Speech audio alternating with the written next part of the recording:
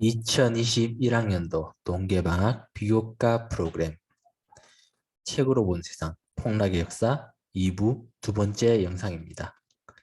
다음으로는 닷컴 버블에 대해서 살펴보도록 하겠습니다. 닷컴 버블 혹은 IT 버블이라고 불리우는 주식시장의 대폭락 사건은 90년대 후반에서 2000년대 초반에 있었던 IT 스타트업의 당시 실제 가치를 무시한 광신적인 투자에 의해 지나치게 높은 주가가 형성됐다가 그런 주가의 버블이 급속도로 빠지면서 생각난 주가 폭락 및 스타트업들의 파산 사건입니다. 닷컴 버블은 앞서 이야기했듯 한국의 한정에 본다면 IMF 사태와도 연관이 있는데 사실 한국의 닷컴 버블은 IMF 사태 극복을 위해 의도된 버블이었기 때문입니다.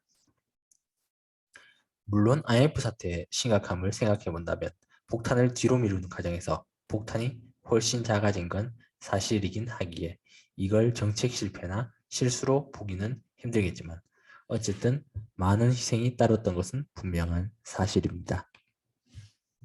닷컴 버블이 터지는 시기는 전 세계적으로는 동일하게 2001년이지만 시작 시기는 약간씩 다릅니다. 먼저 미국에서는 90년대 중반 IT 스타트업에 대한 과잉 투자가 이루어지기 시작했습니다. 이건 미국의 정책적인 영향도 있겠지만 근본은 월드와이드웹의 등장과 인터넷의 대중화를 통한 기대감에 의한 반영이었다는 측면에서 주식시장의 자연스러운 버블 형성으로 볼 수 있습니다. 한국의 경우 미국과는 달리 IMF 관리 체제인 99년부터 IT 스타트업에 대한 투자가 이루어지기 시작했습니다. 사실 미국과는 달리 90년대 후반 이전에는 IT 스타트업 자체가 국내는 드물었습니다. 제가 기억하기로는 게임 회사들 정도만 있었던 걸로 알고 있습니다. 하지만 IMF 극복을 위해 당시 정부의 벤처기업 지원 정책에 힘입어서 많은 IT 스타트업이 생기고 미국의 시류와 국내 정책의 영향으로 코스닥 시장에 대한 과잉 투자가 이루어지게 되었습니다. 닷컴 버블이 당시에 어땠는지에 대해서는 차트로 보면 직관적으로 아실 수 있으실 겁니다. 나스닥의 경우 닷컴 버블 전이 90년대 초기에는 500포인트 아래였으나 닷컴 버블이 한창인 2000년에는 4,500포인트까지 상승하게 됩니다. 닷컴 버블이 꺼진 직후인 2002년에는 1000포인트까지 하락하게 됩니다. 즉 5년 만에 시장이 9배 커졌다가 2년 만에 시장이 4배나 축소되는 롤러코스터를 거친 것입니다. 나스닥이 다시 4,500포인트에 도달하는 것은 14년 후인 2014년이나 되어서야 이루어지게 됩니다. 코스닥은 닷컴 버블이 정점을 찍었던 2000년에는 2800포인트를 넘어섰지만 이후 2000대 중반에는 전성기 시절에 10분의 1 수준인 300포인트 이하까지 내려가게 됩니다. 그리고 20년이 지난 현재에도 나스닥과는 달리 정기성기 시절을 회복하지 못하고 있고 최근에야 겨우 1000포인트를 넘겼습니다. 코스닥이 처음 개장했을 때 1200포인트였던 걸 생각하면 코스닥은 결론적으로 마이너스 시작인 거죠. 참고로 원래 포인트 기준은 지금과는 좀 달랐는데 이제 포인트를 상정하는 게 지금의 10분의 1이었습니다. 즉 최초에 제가 1200포인트라고 지금 기준으로 얘기해 드렸지만 당시 기준으로는 120포인트였고요. 이렇게 치솟을 때도 지금 2800포인트 기준으로 보고 있지만 당시 기준으로는 이제 280포인트 이런 식이었습니다. 그러다가 이제 30포인트까지 하락하게 되니까 이제 금융당국에서 창피하다고 2004년부터 이제 10배 올려서 부르면서 현재 이르게 된 겁니다. 물론 코스닥이 미국 닷컴 버블 시류에 편승해서 나스닥을 모방하여 만든 시장이긴 합니다만 이것만 봐도 닷컴 버블 시절의 시각으로 현재 코스닥을 본다면 얼마나 꿈도 희망도 없는 시장임을 아실 수 있을 겁니다. IMF 직후에 코스닥은 600포인트, 코스피는 290포인트입니다. 그런데 지금 코스닥은 이제 2022년 1월 27일 현재 860포인트 정도고요. 코스피는 이제 2600포인트 정도입니다. 즉 코스피가 9배 정도 성장할 때 코스닥은 겨우 1.5배 성장하는 것에서 그쳤다는 것입니다. 동시에 닷컴버블 시절에 코스닥 시장이 얼마나 심각한 수준으로 버블이 형성되어 있는지도 깨달으셨을 겁니다. 닷컴버블의 형성은 월드와이드 웹의 등장과 인터넷의 대중화에 기인합니다. 최초의 인터넷인 알파넷은 냉전 시기 미 국방부의 국방망 운영 시 중앙집중형 방식의 서버 운영이 소련의 미사일 공격 시나리오 하에서 보안상 치명적인 문제가 있음을 깨닫고 분산된 서버를 연결하여 운영하던 것에서 시작합니다. 1969년 UCLA, UCSB, SRI, 유타 대학교 4곳의 대학에 서버를 두고 운영하기 시작했으며 이 시점에 이메일과 골뱅이 주소가 등장합니다. 그렇게 국방용으로 운영하다가 서버를 운영하던 대학들에서 학술 및 연구 목적으로도 알파넷을 사용하기 시작하고 대학 내 여러 연구소들과 다른 대학들이 알파넷에 참여하기 시작하면서 알파넷은 확장되고 용도도 학술 및 연구 목적으로 변하여 사용되게 됩니다. 이때를 즈음하여 분산된 서버를 연결하여 운영하는 방식을 인터넷이라고 부르기 시작합니다. 이러다가 1983년에 미국 방부에서 아예 국방망 목적의 밀렛을 따로 만들게 되면서 알파넷은 민간에 넘겨져서 정말 학술 및 연구용으로만 사용되게 됩니다. 그러다가 1986년에 미 국립과학재단에서 5개의 슈퍼컴퓨터를 연결한 TCP/IP 기반의 통신망인 NSF넷을 만들고 이것이 알파넷을 흡수하면서 학술 및 연구용에서 주도적인 네트워크망이 만들어지게 됩니다. 다만 이때까지는 학술 및 연구 분야에 한정되어서 이용됐던 데다가 메일을 주고받거나 특정 목적의 프로그램 간의 송신 등 텍스트나 수치의 전송 외에는 별다른 기능이 없었습니다. 그러다가 89년에 유럽 입자물리연구소에서 문자 및 그림, 음성 등의 다양한 데이터를 시각적으로 표현할 수 있는 표준 문서 형식, 즉 HTML을 규정하고 문서 속에 연결된 특정 항목을 또 다른 문서와 연결시키는 즉 하이퍼링크가 가능한 정보 검색 시스템인 월드와이드 웹, 즉 WW를 제시하면서 모든 것이 바뀌게 됩니다.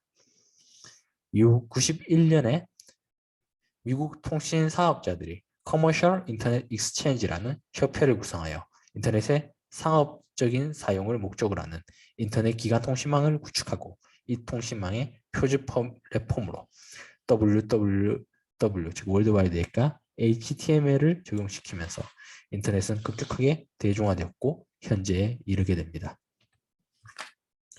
이러한 월드와이드 웹의 등장은 많은 것을 바꾸게 됩니다.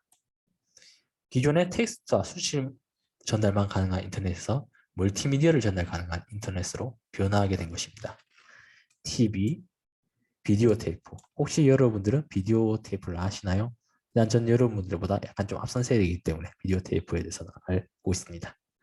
그리고 책, 백과사전, 상거래, 신문, 학술지. 이 모든 것을 인터넷을 통해서 그대로 구현하고 표현하고 전달할 수 있게 되었습니다.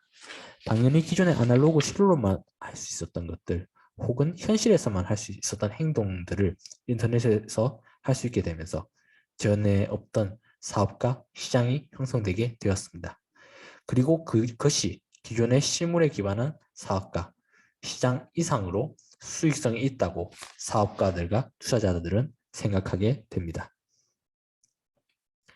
이러한 막대한 시장성과 수익 잠재력을 지닌 월드와이드 웹의 등장은 물론 인터넷을 한데 필수적이었던 가정용 PC의 보급 역시 80년대 후반에는 15%에 불과했으나 96년에 이르러서는 35%까지 상승하는 상승세를 보이게 됩니다. 거기다가 앞서 IMF 사태 당시에도 보셨던 이제 연준 의장인 앨런 글스턴 의장이 92년부터 94년까지 3% 정도의 당시로서는 상당한 저금리 정책을 펴면서 자본을 주식 시장에 유입하게 만듭니다. 이러한 조건들로 당시 월드와이드 웹에 의해 기대를 받고 있던 IT 스타트업 회사들, 소위 닷컴 기업들의 주가는 급격하게 상승하게 됩니다. 참고로 이 당시 IT 회사들을 닷컴 기업이라고 불렀던 것, 지금으로서는 평범하지만 당시로선 특이했던 일반 최상위 도메인인 닷컴을 사용하는 웹사이트를 통해 인터넷상에서 비즈니스 대부분을 수행하는 기업이었기 때문에 이렇게 불렀다고 합니다. 한국에서의 닷컴 버블은 월드와이드 웹의 등장과 이러한 IT 기업들에 대한 투자 열풍 역시 영향을 미쳤지만 앞서 설명한 대로 IMF 사태를 극복하기 위한 정부의 방편으로 기획된 측면이 있습니다. 스타트업의 설립과 투자 활성화는 당시 한국이 직면한 가장 큰 문제였던 실업 문제 해결과 외자 유치에 도움이 될 것이 분명했기 때문입니다. 이를 위해 당시 정부는 벤처기업, 그러니까 요즘 말로는 스타트업을 창업할 경우 상업 3억 원을 지원해주고 창업 자본을 2천만 원으로 낮추고 적당한 때에 회사의 권리와 아이템을 대기업에 팔 수 있도록 M&A를 활성화시키는 신벤처 정책을 펼치게 됩니다. 3억 원이라니 요즘 물가로 낮게 느껴지시긴 하겠지만 당시 서울에서 짜장면 가격이 3,000원 정도였으니 요즘 물가로는 6억 정도 할 겁니다. 그리고 IT 기업이 제대로 뿌리 수 있도록 통신 인프라 구축에도 많은 투자를 하게 되어 IT 스타트업의 창업과 투자가 활성화될 수 있는 기반을 이제 구축하게 됩니다. 당시 사회문화적으로는 인터넷을 통한 유정한 대전이 핵심 요소였던 스타크래프트의 가히 국민게임 등극이라 불릴 만할 정도의 대성공과 월드와이드 웹 기반의 성인 사이트 웹 범람 역시 일반 가정의 PC 보급과 인터넷 회선 설치에 박차를 가하게 했고 이런 요인들 역시 당시 IT 스타트업 투자의 호재로 작용했습니다. 닷컴 버블의 원인에 있어 월드와이드 웹의 등장과 PC의 가정보급률 증가는 한국과 미국의 공통된 부분입니다만은 IMF 극복을 위해 정부 주도의 정책이라는 점은 닷컴 버블에 있어서 한국만의 특수한 환경으로 볼 수가 있을 겁니다. 즉 미국 닷컴 버블이 바텀업으로 이루어졌다면 한국은 탑다운으로 이루어졌다고 할까요? 물론 이게 좀 맞는 표현인지는 모르겠습니다. 당시 미국의 IT 기업 투자 광풍은 월드와이드 웹에 의한 잠재력에 대한 막연한 기대나 연준의 금리 인하보다는 좀 더 사람들의 투자에 대한 확신과 IT 기업에 대한 기대를 불러일으킬 만한 이유가 또 있긴 했습니다. 이건 뉴요 이코노미, 즉 신경제라 불리는 현상을 체험했기 때문입니다. 일반적으로 경제의 성장은 인플레이션을 동반하게 됩니다. 하지만 90년대 중반다시 미국은 이례적으로 이제 물가가 안정된 상태에서 경제 성장을 이루게 됩니다. 이러한 현상에 대해 당시 학자들은 인터넷 증장으로 재고를 최소화함으로써 생산 비용을 절감할 수 있었고 이를 통해 생산성 증대와 경제 성장과 물가 안정이라는 두 마리 토끼를 잡을 수 있었기 때문이라고 설명했습니다. 그리고 이를 뉴이코노미, 즉 신경제라고 부르습니다. 또는 다른 말도 골디락스 경제라고 이제 부르기도 합니다. 근데 방금 이 설명 어디서 좀 많이 들어보지 않았습니까? 앞서 대공황학에서 학자들이 비슷한 설명을 했던 것 같습니다. 이러한 신경제 논리를 바탕으로 당시 미국에서는 투자, 특히 IT 기업이 포진한 나스닥에 대한 투자가 폭등하여 단 5년 만에 나스닥 전체 시장의 시가총액이 9배나 증가하게 됩니다. 그리고 이러한 나스닥 투자의 광풍은 우리나라의 코스닥에 영향을 미쳐 90년대 후반경에는 단 1년 만에 4배의 증가를 이제 보여주게 됩니다. 그리고 이건 어떤 문헌에서 본 건 아니고 이제 진행하고 있는 제 개인적인 사견이긴 합니다만 하나 이유를 더 꼽자면 HTS의 이제 등장을 이제 전 이유로 꼽겠습니다. HTS를 넘어 MTS를 사용하는 지금으로서는 상상도 하시기 어려우시겠지만 97년 이전만까지만 해도 국내에서 컴퓨터를 통한 온라인 주식 거래가 아니라 주식 중개인을 통한 전화 거래나 증권사 방문 거래를 통한 주식 거래가 일반적이었습니다. 그러다가 97년 4월을 기점으로 증권사들에서 HTS를 내놓게 되고 이를 통해 온라인으로 주식을 거래하는 시대가 도래하게 되었습니다. 그럼에도 불구하고 당시 전통적인 시장인 코스피의 경우 아직까지 전통적인 거래 방식인 주식 중개인을 통한 전화 거래나 증권사 방문 거래가 적지 않았고 전체 종목 중 20%에 달하는 종목의 경우는 HTS에서 거래가 되지 않는 등 아직 온라인 거래가 활성화되지는 않았었습니다. 하지만 코스닥의 경우 이 시점에서 모든 종목이 이제 HTS로 이제 온라인 거래가 가능했으며 동시에 HTS를 통한 온라인 거래만이 가능했습니다. 즉 코스피랑 반대로 전화와 방문 거래가 지원되지 않는 온라인 거래 전용 이제 시장이었던 거죠. 이러한 HTS를 통한 거래는 주식 거래의 접근성을 낮추어줬습니다. 당연하지만 증권사에 직접 방문해서 주식 거래를 하는 것은 정말 돈 많고 시간 많은 건물주나 자산가 혹은 전업 투자자나 가능한 거였고 전화 거래 역시 번거롭고 딜레이가 발생하는 방식인 만큼 그 접근성이 HTS에 비할 바는 못 되었습니다. 주식 투자의 접근성이 낮았다는 것은 그만큼 시장에 참여하는 인원이 늘어나고 이제 거래가 이제 증가됐다는 의미이며 이는 곧 시장에 흘러들어가는 돈이 증가된다는 것을 의미하게 됩니다. 실제로 HTS의 등장으로 주식시장의 수급이 큰 폭으로 증가하게 됩니다. 이런 수급의 증가에 의한 시장의 성장은 사람들로부터 IT 기업들의 전망이 좋아서 주가가 오른다는 착각을 심어주게 되었고 이러한 착각은 다시 투자의 증가와 고스닥 지수의 상승이라는 연쇄순환으로 이어지게 됩니다. 일련의 과정을 겪은 사람들은 마치 영원히 주식이 오르리라는 몽상과 자신이 주식을 잘한다고 착각하는 자기 과신에 빠지게 됩니다. 실제로 이 시기 HTS를 통한 거래가 아직 확실해지지 않았던 코스피의 경우 최저점과 최고점 사이에 3배 남짓한 변동성을 보여주지만 반대로 HTS로만 거래가 되던 코스닥의 경우는 6배에 근접한 변동성을 보여주고 있습니다. 그리고 HTS는 앞서 이야기한 대로 거래가 간편하며 이전에 거쳐야 했던 주식 중개인이나 증권사 창구 직원을 거치게 되지 않게 됨으로써 번거로운 과정과 다른 사람과의 커뮤니케이션을 통해 완화되는 충동과 성급함이 더 이상 억제되지 못하게 되어 충동적이고 성급한 투자의 범람으로 이어지게 됩니다.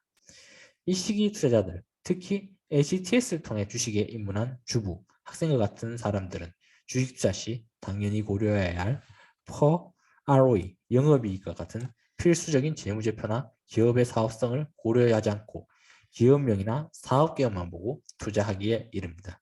가령 회사 이름에 테크, 미디어, 텔레콤, 닷컴 등 IT와 관련된 호칭이 있나 없냐 하는 것들만 보고 말이죠.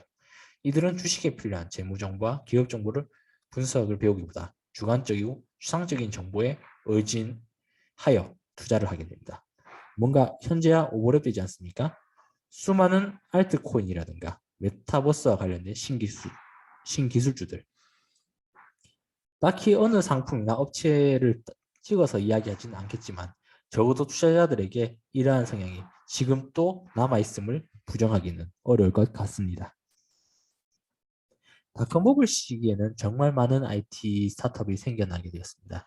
당시 주목받던 기업만 추려도 보시는 바와 같습니다. 미국에서는 지금 우리가 잘 알고 있는 넷플릭스, 아마존, 구글을 포함해서 여러분들이 잘 모르는 기업들 역시 이제 생겨나게 되었고, 국내에서도 여러분들이 잘 아는 NC소프트, 네이버를 포함하여 여러분들이 잘 모르는 기업들 역시 생겨나게 됩니다. 그 면면을 한번 살펴보겠습니다. 먼저 넷플릭스는 웹주문 우편 수방 방식으로 DVD 대여를 하던 DVD 대여 업체였습니다. 지금의 스트리밍 서비스는 2007년에 제한적으로 도입되었다가 2008년부터 이제 본격화가 되기 시작합니다. 구글은 지금은 브라우저, API 제공 등 여러 가지 사업을 하고 있지만 이 시점에서는 그냥 검색 사이트였습니다. 아마존은 지금은 이제 인터넷 종합 쇼핑몰, 클라우딩 컴퓨터 등을 이제 운영하는 회사지만 90년대까지는 그냥 인터넷 서점만 운영하던 회사였습니다.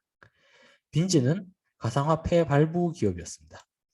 빈주와 제휴하고 있는 사이트에 접속하거나 로그인하는 인터넷 행위를 함으로써 빈주를 모을 수 있었고, 마찬가지로 빈주를 제휴하고 있는 인터넷 쇼핑몰에서 이 빈주를 사용하여 물건을 구매할 수 있게 해주는 그러한 웹에서만 통용되는 사이버 머니를 발부하고 보증해주는 기업 정도로 생각하시면 쉬울 듯 합니다. 일종의 가상화폐인데 지금으로서 봐도 상당히 혁신적입니다. 그런데 이 시절에 블록체인과 같은 기술은 없었죠. 웹배는 무점포로 운영되는 식료품 온라인 마켓이었습니다. 주문 후 30분 이내 고객 배송이라는 사업 슬로건을 내걸었고 점포 없이 온라인으로만 주문하며 창고에서 집으로 식료품을 배달하는 시스템의 온라인 마켓입니다. 지금으로 보자면 쿠팡이나 마켓컬리와 상당히 유사한 시스템의 사업이었습니다. 그런데 그걸 20년 전에 했다고 하니 상당히 혁신적이지 않을 수 없습니다. 픽셀로는 온라인 영상 공유 및 스트리밍 사업이었습니다. 지금으로 치면 아프리카나 트위치, 유튜브와 상당히 비슷한 사업이라고 볼 수 있는데 이걸 20년도 더 전에 사업으로 런칭을 했습니다. 혁신적이긴 합니다. 일단은. 그럼 이제 한국을 보도록 하겠습니다. 네이버는 바로 여러분도 잘 아시는 그 검색 사이트이자 회사입니다. 지금이야 네이버는 자체 상거래 플랫폼이나 백신 패스, 클라우드 등 다양한 기능을 가지고 있지만 초창기에는 별다른 특징이 없는 검색, 웹 디렉토리, 포털 사이트였습니다. 그러다가 닷컴버그 후기에 지식인을 창립하여 대성공을 거두게 되고 국내 포털 업계의 1위를 차지하게 됩니다. NC소프트는 여러분들이 잘 아시는 바로 그 게임 회사입니다. 사실 게임 회사를 닷컴버블 관련 기업으로 잘 포함시키진 않지만 NC소프트의 주력 상품은 온라인 게임이었으며 NC소프트의 성장이 닷컴버블 시기의 신 인프라 성장과 맞물리기 때문에 넣어두었습니다. 골드뱅크는 인터넷 광고 회사로 광고를 보면 돈을 준다는 충격적인 비즈니스 모델을 지녔던 회사입니다. 골드뱅크 홈페이지에 실린 광고를 클릭하면 그에 해당하는 금액을 적립해 놓았다가 일정 이상의 적립금이 모이면 클릭한 사람의 계좌에 입금시키는 방식의 사업을 했습니다. 그 외 인터넷 보험 등을 했으며 IT 기업으로는 최초로 스포츠단을 운영하여 화제가 되었던 회사였습니다. 이때 운영했던 스포츠단은 농구로 알고 있습니다. 새로운 여러분들은 아마 절대로 모르실 PC통신을 운영하던 회사였습니다. 여기서 PC통신을 설명한 건 시간도 많이 걸리고 큰 의미도 없으니 일단 넘어가도록 하겠습니다. 엠파스는 검색 포털 사이트였습니다. 한때 열린 검색이라고 다른 검색 사이트의 결과도 가져오는 방식으로 유명했었는데 유명하다고 다 좋은 건 아니죠. 닷컴버블 당시 화제가 되었던 기업들을 제가 지금 나열을 해보았습니다. 이 중에는 여러분들이 익히 아는 기업들도 있을 거고 생소한 기업들도 있을 텐데 그거야 당연합니다. 잘하는 기업들은 지금 또 잘 나가고 있고 생소한 기업들은 지금 침체가 되었거나 망했으니까요. 제가 앞선 기업들의 사업을 나열했을 때 아마 위화감을 느끼셨을 겁니다. 그 위화감들을 요약하면 첫째로는 요새 주목받는 사업들이 20년 전부터 있었다면 왜 그간 20년 동안 내가 그 사업들을 보지 못했냐와 둘째로는 저런 게 돈이 될까 하는 것들입니다. 닷컴버블 시절 IT 스타트업들은 대부분 번뜩이는 아이디어와 높은 수준의 IT 기술 그럴듯한 비즈니스 모델을 지녔지만 그것이 실제 매출과 영업이익으로 연결되지는 않았습니다. 두 가지 이유가 있는데 하나는 사업 모델은 분명 괜찮았지만 당시 물리적인 인터넷 환경, 그러니까 네트워크 속도가 뒷받침되지 않았거나 가정용 PC의 인터넷 보급이 생각보다 더디었으며 그 당시에는 아직 인터넷이 생활에 덜 녹아들었기 때문이었습니다.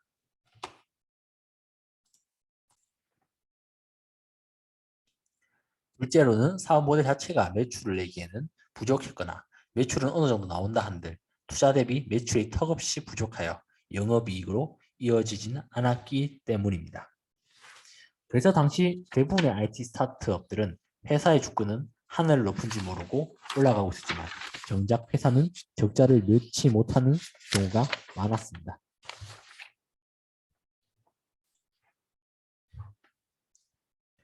이런 상황에서 IT 스타트업 경영자들은 어떤 생각을 할까요? 회사는 적자인데 직원 월급, 홍보비, 투자 비용 등 돈 나갈 곳은 많은데 자사의 주식만큼은 화랑이다. 당연히 추가 주식 발굴을 통해 자금을 확보하자고 생각했을 겁니다. 유상증자를 한 건데 시중 자금은 한정되어 있고 특정 종목에 유입될 수 있는 자금, 즉 시가총액도 한계가 있는데 발행 주식수가 늘어나면 어떤 일이 일어나게 될까요? 분자가 고정되어 있는데 부모가 커지는 거니까 당연히 장기적으로 주가는 이제 하락을 하게 됩니다. 그럼 기존 주주들은 어떤 기분이 들까요? 무상증자라면 총 발행 주식수에 비해 내 보유 주식도 공짜로 커지는 거니까 상관없지만 이렇게 유상증자는 내 주식수는 가만인데 주가만 하락하는 겁니다. 유상증자니까 공모에 참여해도 비용이 들고요. 당연히 열받고 화날 겁니다. 회사 입장에서야 사업 자금을 마련하기 위한 선택이라고 해도 주주들 입장에서는 가만히 있다가 뒤통수 맞고 손해본 거니까요. 그럼 이제 본격적으로 닷컴 버블의 붕괴 과정을 보도록 하겠습니다. 앞서 이야기한 대로 당시 상당수의 IT 스타트업들은 좋게 말해서 실적 부진, 있는 그대로 말하면 영업이익상 적자를 겪고 있었습니다. 기업 입장에서야 채무를 계속해서 지을 수 있고 채무 만기가 넉넉하다면야 언젠가 빛을 볼 수 있습니다만 적어도 코스닥이나 나스닥 시장의 주식은 그렇지 않습니다. 예외는 있습니다만 5년 연속 영업이익 적자인 기업은 코스닥에서 상장 폐지됩니다. 나스닥의 경우에는 단기 순손실이 3에서 5년 이상이고 자기 자본을 200만 달러에서 600달러 이상 갖추지 못한 기업은 이제 상장 폐지되게 되어 있습니다. 당연히 이걸 잘 아는 전문 투자자들은 위험해지기 전에 본인이 보유한 상장 폐지 위험이 높은 종목들이나 유관 종목들을 팔기 시작합니다. 당연히 주가가 이제 하락하겠지요. 특히 경영난 때문에 기업들이 유상증자를 벌이면서 이런 하락은 이제 불에 기름을 붓는 격이 되게 됩니다. 충동적이고 자기 과신적인 거래를 하던 개인 투자자들도 주식이 하락하게 되자 걱정에 빠져들기 시작했을 겁니다. 그리고 평소 재무제표는 공부도 하지 않던 이 사람들도 주가가 본격적으로 하락세에 접어들자 왜 하락하는지 알기 위해 부랴부랴 재무제표도 공부하고 그러다가 상패 조건에 대해서도 알게 됐을 겁니다. 이제는 걱정을 넘어 공포와 혼란이 됐겠죠. 공포와 혼란에 의해 입절이든 손절이든 닥치고 주식을 파는 사람들이 생겨나게 됐을 거고 이러한 행동 때문에 안 그래도 하락하던 주가는 급속도로 더 하락하게 됩니다. 그리고 이 하락이 다시 개인 투자자들에게 혼란과 공포를 불러일으키고 이 때문에 매도하게 되는 하락공포, 하락공포, 하락공포, 하락공포 매도, 하락공포 매도, 하락공포 매도의 사이클에 접어들게 됩니다. 98년에서 2002년까지 닷컴버블 시기 코스닥에 상장 폐지된 기업 수는 총 272개입니다.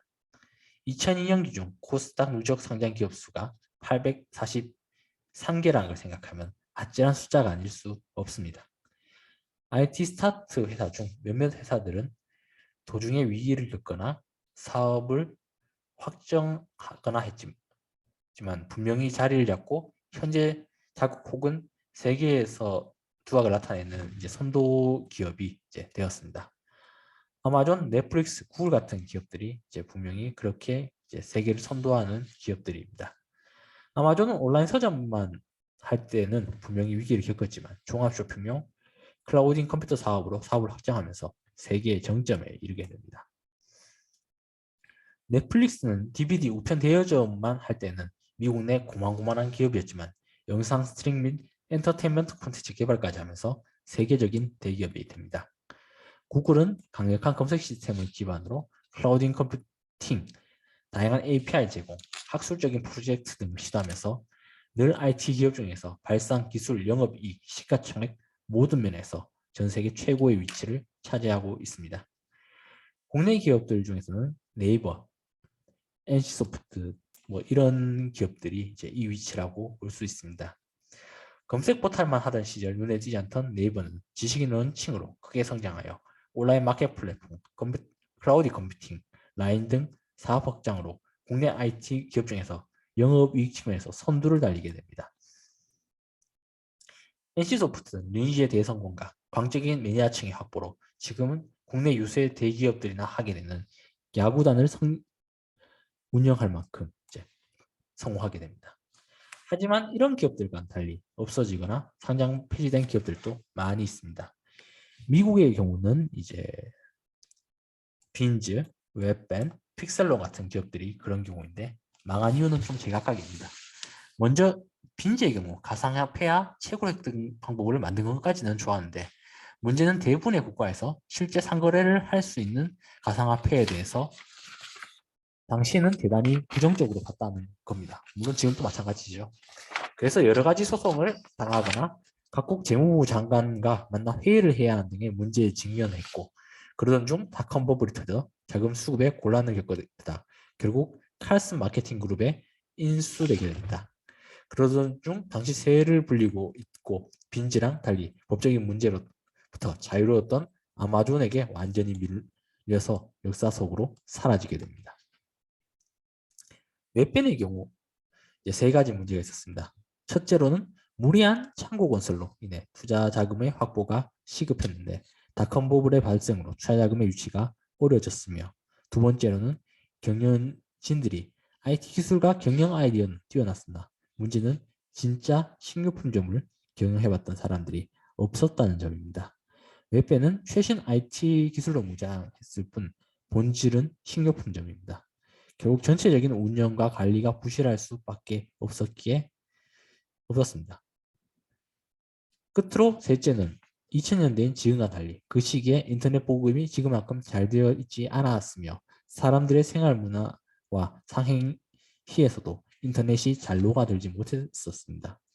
사실 저도 아직까지 식료품은 직접 시장 가서 사는 게 마음이 놓입니다.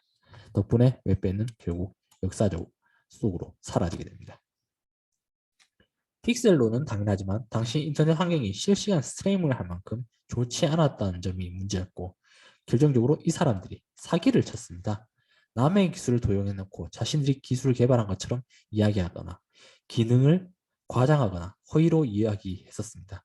그러니 망할 수밖에 없죠.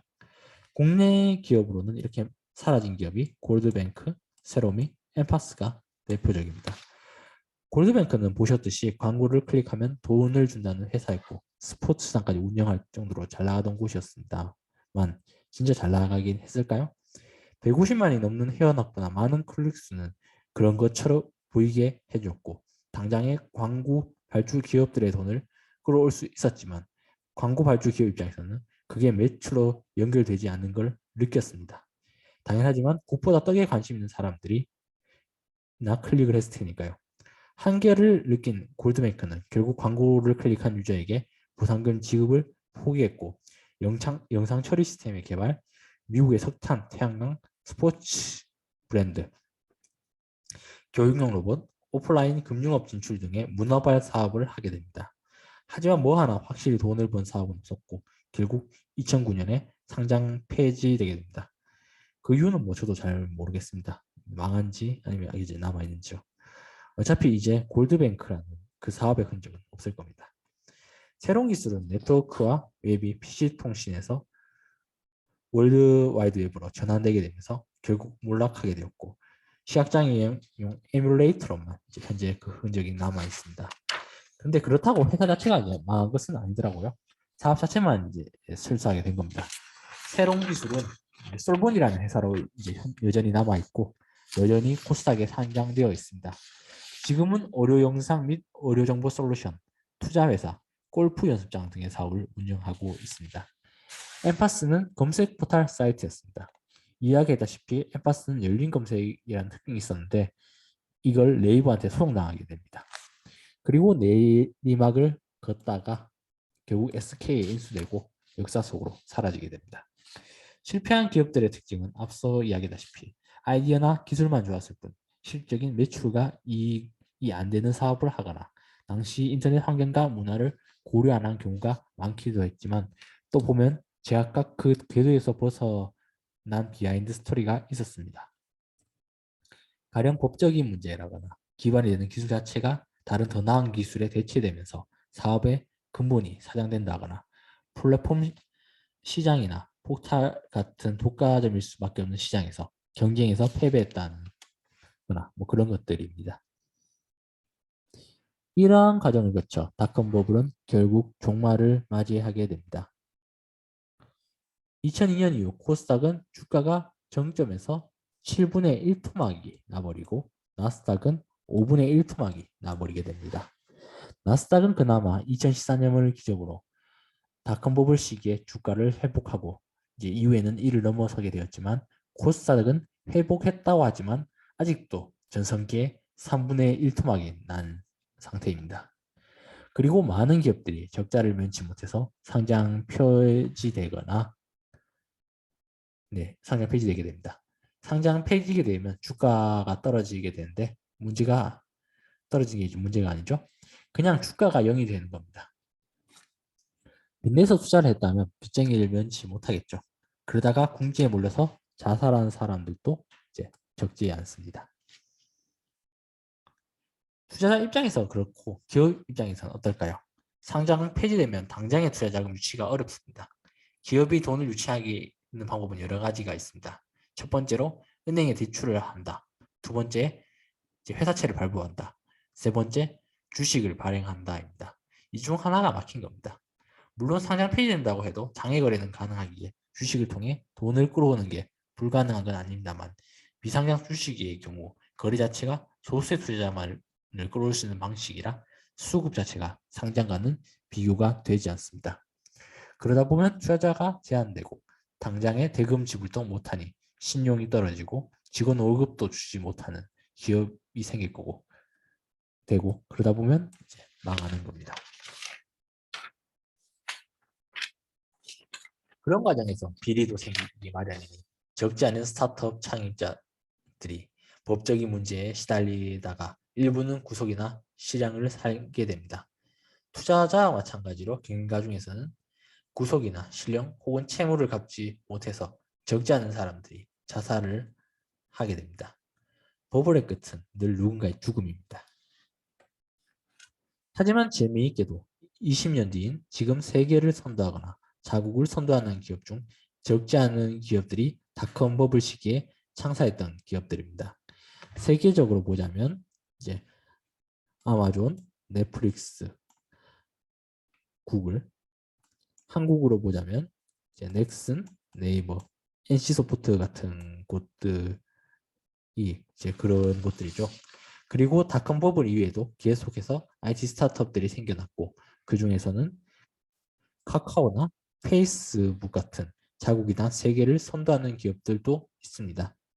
이들은 닷컴 버블 시절 IT 스타트업을 반면교사 삼아서 훨씬 더 치밀하게 영업을 하고 경영을 하여 이전에 패망한 기업들 같은 실패를 보다 덜 겪게 되면서 이렇게 성공했던 것으로 보여집니다.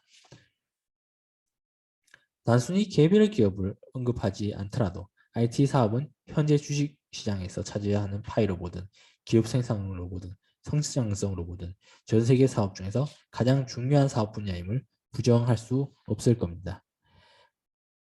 VR, 메타버스, IoT 등 앞으로 미래 사업을 주도한 아이템으로 주목받는 아이템들 거의 대부분이 IT 사업과 연관되어 있습니다. 신기술에 의해 유발된 버블은 홍수를 통한 강의 범람과도 같습니다. 처음에는 사람들에게 희망을 갖게 합니다만 그러다가 과잉으로 이어져 혼란을 야기하고 수많은 사람들을 파멸과 죽음으로 몰아넣게 됩니다. 그리고 그 혼란이 진정되고 파멸의 흔적이 옅어질 즈음에 되면 과잉에서 야기된 양분으로 이루어진 비옥한 바탕에서 풍족한 결실을 맺게 됩니다. 많은 사람들의 피를 먹고 큰 훌륭한 열매를 맺게 됩니다.